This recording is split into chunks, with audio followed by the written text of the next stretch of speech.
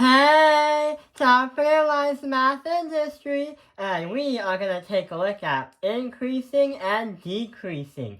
So this is going to be a review video because this is for those who are studying for their pre-calculus exam. And the crazy part is this is a review video. So what we're going to do is review what increasing and decreasing actually is. So right over here is some kind of lines on a graph. And you probably should know that this is a parabola, not just any kind of line, where it has the equation x squared. But it just shows some parabola on an xy plane. But the problem is, what does it mean when it increases and decreases? Oh, and what we're gonna else do is we're gonna talk about the domain. The reason why is because when mathematicians try to analyze things, they do want to analyze a lot of things at once. But what they don't want to do is list down every possible thing. So when you use increasing and decreasing and also do the domain, you're basically trying to tell your friends and the mathematicians what you're actually talking about, but at a much simpler level. So let's take a look at the domain before you look at increasing and decreasing, because the domain is actually easier to understand. So the domain talks about the values of what can be possibly put into x to make y happen, with the x as the input and the y as the output. And the crazy thing is that sometimes when you're doing math, things just don't work. Like some values on the x-intercept, or some of them on the x-axis, will not make the equation true. But specifically, this one will. So you see how those lines that point directly up? The crazy part is these lines that they will infinitely go to the left, and also infinitely go to the right. So what happens is our domain is going to be negative infinity to positive infinity.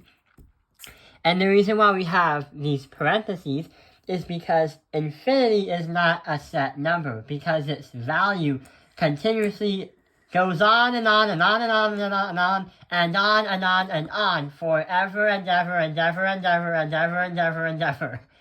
So that is how you find the domain when you look at a graph. Look at all the possible x values that could make the equation true. But what about increasing and decreasing? So increasing and decreasing is pretty much the same kind of mathematics. But in this case scenario, you are literally looking at all parts of the graph and you're trying to find out what times or what points on the x-axis requires and forces the graph to go up to make the y value increase, or go down, which makes the y value decrease. For example, we can see that everything goes down until we reach here. So we know that the domain is negative infinity, and it stops right there. You usually try to find the domain first before you find increasing and decreasing. So we know that when it decreases, it's going to be negative infinity to 0. And that is when it's going to stop at 0. Because when you get to 0 as the x, that's where it's 0, 0. But what happens if you go beyond 0 in this case scenario? Yeah, it forces the line and the y value to go up. So in this case scenario, when it increases, it's going to be 0, positive infinity. So from negative to 0, negative infinity to 0 goes down, it decreases. But when it goes to 0 to positive infinity, it goes up towards the sky. Let's try out another one and see how we can apply it. So right over here is another graph. This one is not continuous because you have multiple ones. In fact, this one is a piecewise function, while all the things or all the parts of the graph are not continuous and you have multiple different parts. So that's why it's called a piecewise function. But the mathematics is the same. So let's try to find the domain. So when you find the domain, here is what's going to happen. We know that it goes this way and it goes that way. So we can say it goes infinitely to the negative side and infinitely to the positive. However, -1 and 2 are going to become problems. Because you see how they're not really connected in a way? So here is what really happens. Our domain is going to have negative infinity, and I'm going to bring it to 1, -1. But since there's a space not including a -1, it's going to have a union with -1 to 2. So -1 to 2, which is including it. But since we have another line right here, it's going to be in a union because the union connects the two to 2, to positive infinity, and it goes on forever and ever and ever. So when you see a piecewise function that looks like this, you always have to kind of look at it in different parts and unionize them all. But here comes the easier part, when we increase and decrease. So even though there's more parts that can increase and decrease, we use the same kind of logic. So right over here, we know that it's going to decrease until we get to -1. So what happens is we're going to go from decrease, negative infinity, to -1. But there's another problem. That isn't the only thing that decreases. It goes from -1 all the way to 0 when it stops.